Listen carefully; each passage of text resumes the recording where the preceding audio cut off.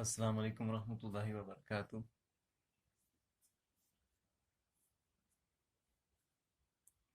नाज़रीन, आज का जो टॉपिक है वो है important rules of correct usages. तो बगैर कोई टाइम वेस्ट किए चलते हैं अपने टॉपिक की तरफ। टॉपिक इम्पोर्टेंट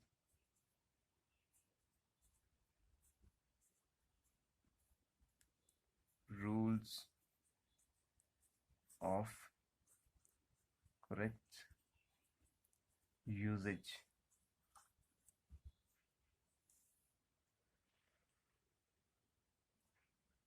तो नाज़रीन, हम जो है ना, कभी कभी जो वर्ड्स होते हैं उनमें एस लगा के जो है ना उनका जमा कर देते हैं, तो गलत हो जाता है। यहाँ पे मैं लिख देता हूँ,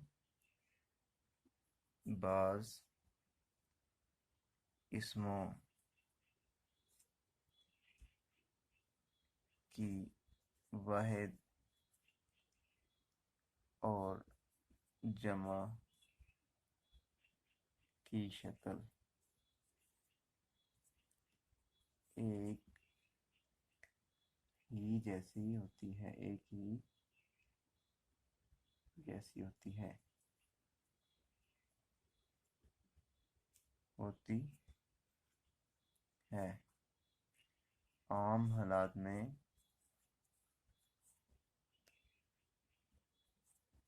इनके आगे या इनके बाद इस लगाकर जमा बनाना गलत होगा। मसलन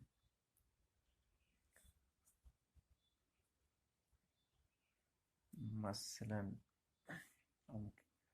मैं यहाँ पे करेक्ट और इनकरेक्ट लिखता हूँ। द यहाँ पे लिखता हूँ द, ये इनकरेक्ट सबसे पहले लिखूंगा। The sheeps are grazing the sheep are grazing in the field। तो शीप्स मैंने पढ़ा यहाँ पे जो कि इन करेक्ट है। क्या है जी? इनकरेक्ट। अब हमने जो है ना इसका एक्यूरेट लिखना है। The sheep are grazing in the field. तो ये करेक्ट हुआ। ये क्या है जी? सही। तो हमने अक्सर जो है ना ये बोलने में गलती जो आती है वो नहीं करनी। ऐसे दीगर भी अल्फाज हैं जिनमें आ जाता है जी पेयर, पेयर्स आ जाता है। पेयर्स लिखते हैं जो कि गलत है, होता है पेयर। ठीक है।